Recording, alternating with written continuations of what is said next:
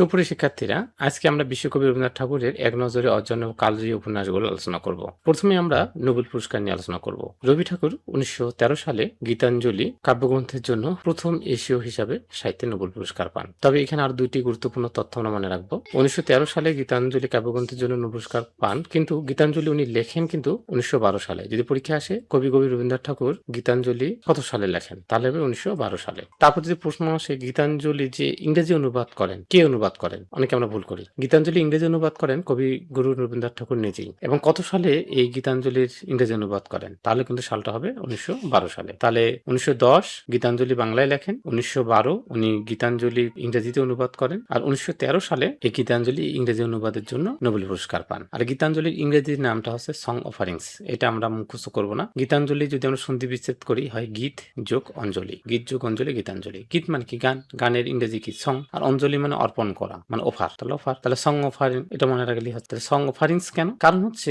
গীতাঞ্জলিতে তো একটা কবিতা ছিল না, অনেকগুলো কবিতা ছিল, এই জন্য এস যুক্ত হবে। তাহলে সং অফারিংস, অফার তো হচ্ছে ভার্ব, আর অফারিংস আমরা তাহলে নাম বানালাম, আর অনেকগুলো কবিতা থাকার কারণে এস যুক্ত করলাম। আশা করি বুঝতে পেরেছেন। তারপরে নাইট উপাধি উনি পান 1915 সালে, কিন্তু এটা 1919 সালে উনি এটা পদত্যাগ করেন। তারপর আমরা উপাধি নিয়ে একটু কথা বলি। মহাত্মা গান্ধীর ছবি দেখতে পাচ্ছি এবং রবি ঠাকুরের ছবি। দেখেন মহাত্মা গান্ধী, গান্ধীকে মহাত্মা নামে উপাধিতে ভূষিত করেন কবিগুরু রবীন্দ্রনাথ ঠাকুর। আবার মহাত্মা গান্ধী রবীন্দ্রনাথ ঠাকুরকে গুরুদেব নামে আখ্যায়িত করছেন। তাহলে মহাত্মা গান্ধী কার নাম দেওয়া? তাহলে এটা অবশ্যই হবে রবীন্দ্রনাথ ঠাকুর দিয়েছেন। আর গুরুদেব কে দিয়েছেন রবীন্দ্রনাথ ঠাকুরকে এই উপাধি? তাহলে হবে মহাত্মা গান্ধী। তারপর আমরা তার বিখ্যাত উপন্যাস নিয়ে কথা বলি। গোরা মহাকাব্যিক ও শ্রেষ্ঠ উপন্যাস, শেষের কবিতা। এটা হচ্ছে একটি উপন্যাস, কিন্তু আমরা এটা ভুল করি। কবিতা থাকার কারণে অনেকে আমরা মনে করি এটা কবিতা বা কাব্যগ্রন্থ। ভুল করে ভুল করা যাবে না, এটা হচ্ছে একটা উপন্যাস। তারপর ঐতিহাসিক উপন্যাস বউ ঠাকুরনীহাট, রাজস্বী। রাজনৈতিক উপন্যাস গোরা, ঘরে বাইরে 4 অধ্যায়। সামাজিক উপন্যাস হচ্ছে চোখের বালি, যোগাযোগ, চতুরঙ্গ,